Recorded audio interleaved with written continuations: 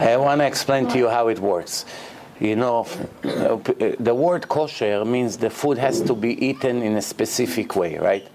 Now, if the Torah is from God, and it says in the book of God what it means kosher, and every Jew must eat kosher, then it's nothing to do with money. It's an obligation, and you have to do what you have to do.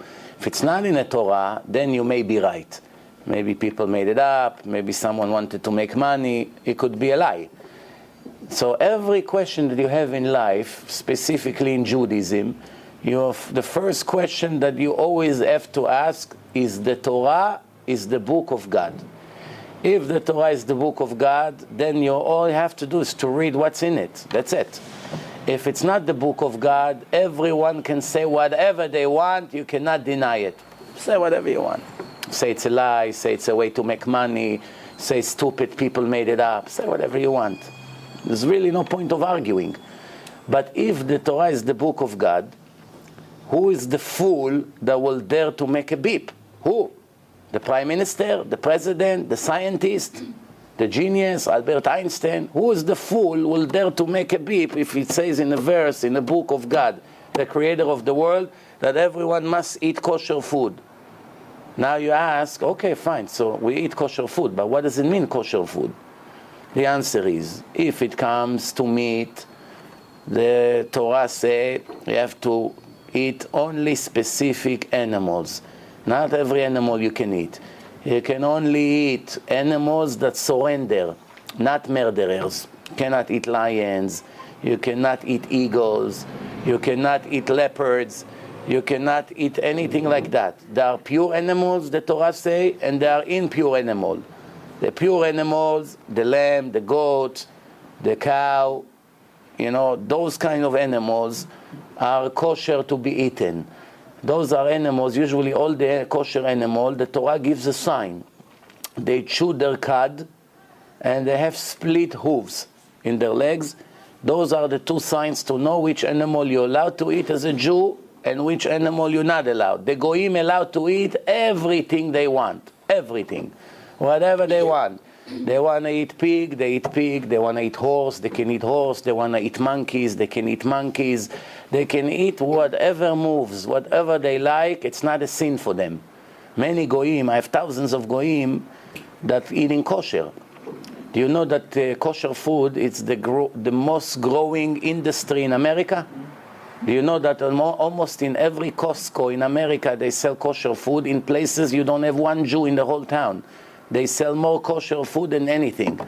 Do you know that the matzah shmura, it's very expensive. It's $14 a pound. It used to be in certain places, in Walmart, in certain places in America. $14 a pound, it's 6 matzah. Matzah is bread and water, that's it, there's nothing else. It doesn't cost a penny, the ingredients, to make one matzah. Each matzah, $3.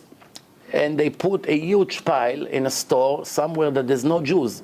One Jew saw it, he didn't know. The next day he came to get it, hundreds of pounds of matzot, everything is gone. He asked the manager, what's happening there? Where is all the... So, oh, you mean those round crackers? It's gone, everyone liked it, everyone bought it. They don't need to buy matzah shmura. Matzah shmura, it's very special, it's all handmade, they watch it that no water falls on it. What the Goyim has to do with that? They buy everything. You go to Costco, all the glad kosher meat, it costs exactly double than their beef. They buy it with no problem. Why? Even the Goyim think, if God, the God of the Jews, that gave them the Torah, that we admit that he gave them the Torah in front of millions of witnesses, he told the Jews, don't eat shrimps, don't eat pork, eat kosher. Why shouldn't me, Chris, do the same? Obviously, if God thinks this is the only thing to eat, obviously it makes sense. So I'll pay more. Problem is that you have Jews that are obligated to eat kosher and they try to save money. They don't care to destroy their soul, to go against their instructions of the creator of the world. And what happens when a person eats not kosher? It contaminates his soul. He cannot be ever righteous. There's not one person who eats non-kosher food that can ever be righteous, even if he wants. Even if he comes to the rabbi and says, Rabbi, I want to become religious. But he doesn't eat kosher food, it's impossible. Why? The blood that created in his body comes from non-legal products. He eat food that it's illegal. You go against the rules of the creator of the world. The blood that you have in your body now is created from contaminated products. It's products that you're not allowed to eat. Spiritually, forget about health-wise. Health-wise, you get the same minerals from the horse that you get from the cow or from the pig. It's no problem. You eat a lot of non-kosher food, non-kosher fish. They have omega-3. They have a lot of healthy ingredients. Nothing to do with health. We're talking now, there's a boss to the world. And he say to you, the Jew, you are my son, you are my children. Do not be like the goyim. I separated you from all the nations to be mine. You have special rules. You're not just another person. Now, you want to listen to me, and I will reward you for life of eternity in the day you die, when I take your soul and put it in heaven, or you want me to put your soul in a much, much, much worse place that you're going to pay the price for rebelling against me? That's the question you have to ask. But it all comes down to always, always, always the same question. Does the Torah is from God or no? If the Torah is from the smartest people in the history, I don't care about it. I give them the respect. I put the Torah in a box. I put it in the garbage. End of story. If it's from the smartest people in the history, name them, and they wrote the Torah, I don't care. Why should I listen to them? They obligates me. But if it's from the creator of the world, like I said before, only a total fool will dare to violate one little tiny rule from there. Why? You know better than your creator what's good for you. Your creator told you don't eat this, you're allowed to eat that. When you kill the animal, you cannot kill the animal like the goyim do, by gunshot, or electrocute them, or hit them with a car and then eat them. No, it's called nevela. You eat it, it destroys your soul. Destroy it. You can never be a lover of God. You can never be a faithful soldier. Why? Like I said, the blood goes into the brain, the soul is in the brain. It's like putting the wrong gasoline in your Mercedes. The car worth $200,000, but you're not putting the right gasoline, it's not functioning. It's malfunction. Why? Because your brain does not receive the right blood. You have to understand, even just that you, in case you didn't know, people who in Israel that are Shomer Shabbat and they eat kosher, they have a membership in a special blood bank for time of emergency, that in case they need blood transfusion, they give it to them only for Jews that are Shomer Shabbat and eat kosher. Not from secular Jews and not from Goyim. Why? It can destroy the soul, receiving this kind of blood. So specifically, in a time of life and death, they still make sure to get them blood only from one source, nowhere else. Why? Obviously, it's very important. If it wasn't important, who cares? Bring me blood from the chimpanzee. Who cares? No, my friend. It's very important, the blood that you put inside the person's body. Now, I'll give you an example. The kosher animals, the Torah say, when you kill them, you have to do the best you can that they won't suffer. And what's the most productive way to slaughter an animal in a way that the animal don't feel pain is to slash the neck with a big sharp knife. You have to check the knife that doesn't have any bumps. There's rules in the Torah, how to do, what to do. You have to check it in the sun. You have to put your hands like this, and if you feel a bump, you have to sharpen it. And then in one shot, not slow. Slow, the animal suffer. One shot, that's it. The animal doesn't feel anything, not even 1 second of suffering. Now, I know what you're going to say. But after you slaughter the animal, you see reflex. The animal is jumping, try to get back on the feet. The chicken try to walk. The cow is trying to get back on the feet. The whole neck, river of blood. The answer is relax. It's called reflex. Reflex.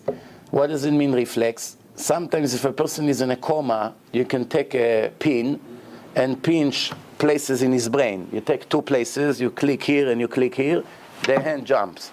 The hand jumps. You press over here, the head goes like this. Someone who doesn't know that somebody playing with his brain, he thinks, wow, he's suffering, look how he moves his head. Doesn't feel anything. Same thing, the animal. This is already pulse that was sent by the brain into the nerve system before the slaughter. It's always few seconds, period. It's like in a download. You're downloading something and the internet died. So there's no internet now, but it's still playing for another 10 seconds. Why? That was already sent before the cut. Doesn't mean the internet is working right now. The nerve system doesn't work anymore. No pain. So that's because it goes like this. I saw a case that they chopped the head of a rooster and he walked another 10 steps without a head. How can he walk? Without a head. Do you know someone that you chopped his head off and he continued to walk? The answer is the brain of the rooster already sent the message to walk. And he was in already, the message is constantly, it's been sent. Because every second the brain revived the whole nerve system. Every second you have feelings, you feel the cold, you feel the heat, you feel the breeze. When you walk, you feel pain. And there's something wrong in the body. There's always functioning. The system is very sophisticated. Once you slaughter, no suffering for the animal. So comes the Torah and said, not every animal you can eat, only the ones that the Torah name. So the Goyim, since they don't understand anything from the Torah, most of them, so they say, oh, the Jewish slaughtering is very cruel. It's very cruel. Better to blow the head of the cow with a rocket, that's right away the cow doesn't feel anything, than to slaughter it and we see the cow for another minute moving like that. What happened to them? They got their punishment. They have the mad cow disease. Thousands of them died and had all kinds of sicknesses. Why? Because inside the brain there was this disease called the mad cow. When you blow the brain, it went to all over the body of the cow. And then when they kill the cow, it's marinated in a meat, because they do not take they don't put salt to get the urine out and the blood. So it's marinated in the steaks, and they ate it. And it got to a point that a piece of steak in Italy cost $5,000, because nobody was able to eat meat in Europe for a long, long time. Why? Because they think they know better than God.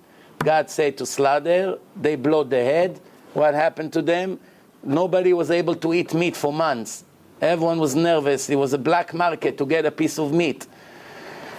Now you tell me, okay, the Goyim came and claimed there are 2 cords in the front of the neck, but there are 2 reserved in the back. You cut half of the neck, but you still have 2 cords in the back who continue to send blood to the brain. That's why it takes 5 minutes until the animal completely lose all the blood and he die. So the animal continue to feel the suffering. So why you say the safest thing is to slaughter from the front? You see that there's reserve that continue backup. It's backup. It's continue to work. Makes sense, no? Check in the entire nation. In the entire world, there are 2 million different kinds of animals. Insects, snakes, anything you want. Birds. Take all the animals in nature. The only one that have only 2 cords in the front are the least that the Torah say that they are kosher animal. All kosher animals have only 2 cords. All the non-kosher animals have 2 in the back also. Who knows better than God? Who He created and when and what? Anyone knows better than Him? So you see, the more Torah you know, the more life makes sense to you. The less you know, you have millions of questions. Yes? How do we know if there is a God? Oh, very simple. You see this watch? I was walking there from the car to Beth Gabriel here, and there was an explosion right here by the garbage can. Boom, something exploded. And thousands of pieces started to fly in the air. And you see all these little pieces got connected together, and the glass showed up and fell exactly in a place. And all the system went inside, and it started to move, and the battery charged by itself. The writing in the back was all printed by itself. And it fell on my head, and it closed, and now I know the exact time. What's the chance that what I say it's right? 0, right? What's the chance that your brain was done like this without a God, without a creator? Who made God? Oh, wait, now you ask another question. First, did I convince you on the first question? Do you think there is a creation without a creator? Show me one in a history. Chair was made by itself? God. Chair was made by itself? No Okay. person. This cup, how much it cost? 1 cent. Look how beautiful it is. Nice color, design, glue, writing. It's prepared. Why they made it wide here? That when you put 10s on top of the other, one will hold the whole 10. Beautiful. They see it exactly. Why it's narrow here and it's wide over here. It's designed exactly like the hand. Everything. You know how much thought they put into this, designing this 1 penny?